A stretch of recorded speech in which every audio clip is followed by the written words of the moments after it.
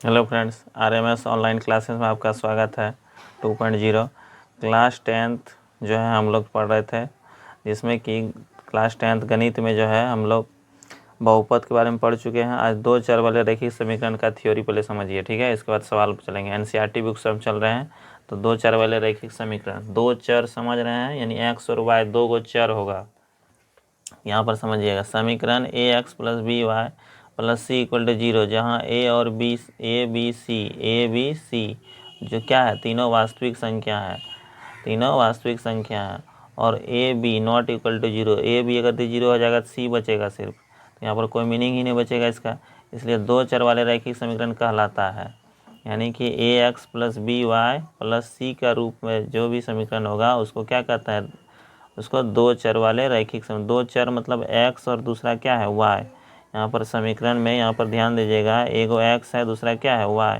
X Y दो चर हो गया, चर मतलब एक्स वाई जेड, सब चर कहलाता है। तो यहाँ समझिएगा, दो चर वाले रैखिक समीकरण के हलों की संख्या अनगिनत होती है। याद रखना, इंपॉर्टेंट पूछेगा, दो चर वाले रैखिक समीकरण के हलों की संख्या कितनी होती है, अनगिनत। कितना होती है, अनगिनत, याद रखना है, ठीक है। अगला जो है समझना है, एक्स तथा वाई के वे मान जो समीकरण इतना बराबर 0 इतना को संतुष्ट कर देता है, समीकरण के हल कहलाते हैं। याद रखना है कि एक्स और वाई के वे मान जो समीकरण इतना को संतुष्ट कर देता है उसे क्या कहते हैं, समीकरण के हल कहते हैं। जैसे कि एग्जांपल समझिए, जैसे 2x plus Y equal to 7 है, y बराबर क्या लिए, इधर कर दिए तो x माइनस 2x। तो इस प्रकार जो है x का मान हम मान लिए 0, x का मान क्या मान है 0 पर, y का वैल्यू क्या होगा, यहाँ पर x के जगह पर रखना है, कितना रखना है, यहाँ पर जो है कुछ भी रख सकते हैं। यहाँ पर x का मान मान लिया हम 0 अपने मन से, यहाँ पर 2 गुना 0 और 7 बचेगा। और उसी प्रकार से x बराबर कितना हो गया 0 और y बराबर 7, तो इसका हल हो गया। जैसे कि यहाँ पर अब x के जगह पर कितना रखिएगा, यहाँ पर क्या रखना है 0, तो y का मान देखिए यहाँ पर 7, y का मान कितना रखिएगा 7, तो ये 0 हो गया, यहाँ 7 बराबर 7 देखिए आ गया रखना, इसलिए इसका क्या हो गया, हल हो गया ये, ठीक है। यहाँ पर क्या कहते हैं, हल कहलाता है। अगला है, दो चर वाले रैखिक समीकरण के युग्म। युग्म मतलब जोड़ा। देखिए, दो चर वाले रैखिक समीकरण के युग्म, a1x plus b1y plus c1 equal to 0, a2x plus b2y plus c2 equal to 0। तो यहाँ पर जो है दोनों जो है युग्म कहलाया। यहाँ पर एक युग्म दूसरा युग्म है। दो चर वाले रैखिक समीकरण युग्म के हल की संख्या देखिए याद रखना है आप लोग को, हलों की संख्या को याद रखना। पहला होता है, दो चर वाले रैखिक समीकरण के अनेक हल भी हो सकते हैं। अगला जो है, दूसरा जो है, दो चर वाले रैखिक समीकरण के जो है युग्मों का हल देखिए क्या हो सकता है, अनेक हल। मतलब अनेक मतलब क्या हुआ, बहुत सारा हल हो सकता है, या फिर कोई भी हल नहीं हो सकता है, या अद्वितीय हल, या इसी को एक हल कहते हैं। अद्वितीय हल कहिए या इसी को क्या कहते हैं, एक हल, ठीक है। तो दो चर वाले रैखिक समीकरण के युग्म का पूछेगा कितना हल होगा, तो अनेक हल भी हो सकता है, कोई हल भी नहीं हो सकता है, या अद्वितीय या एक हल भी हो सकता है। बहुत सारा हल भी हो सकता है, एक हल भी हो सकता है, या कोई हल नहीं हो सकता। याद रखना इसको, ठीक, ठीक है, इसको ध्यान से। अब देखिए, अगर ग्राफ में कहेगा दो चर वाले रैखिक समीकरण को, देखिए क्या होता है। पहला जैसे संपाती, पहला क्या है, संपाती किसको कहेंगे, यानी जब दो रेखा एक ही, जब यहाँ एक्स एक्सिस और वाई एक्सिस, इसको क्या कहते हैं, एक्स एक्स, इसको वाई एक्सिस, इसको जो है जब दो रेखा जो है एक ही रेखा पर हो जाए तो उसको संपाती कहते हैं। ग्राफ में आपको यूज पड़ेगा, उसको क्या कहते हैं, संपाती। जब दो रेखा एक ही रेखा पर पड़ जाए तो उसको क्या कहते हैं, संपाती।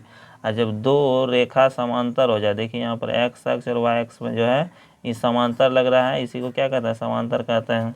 दो रेखा जो है यानी एक्स अक्ष यानी समांतर हो गया। यहाँ पर प्रतिच्छेदी मतलब क्या हुआ, दोनों एक दूसरे को एक बिंदु पर काटेगा, तो यहाँ पर प्रतिच्छेद कर रहा है, यहाँ पर यानी एक बिंदु पर काट रहा है, इसलिए इसका क्या हुआ, इसको प्रतिच्छेदी रेखा भी कहते हैं, ठीक।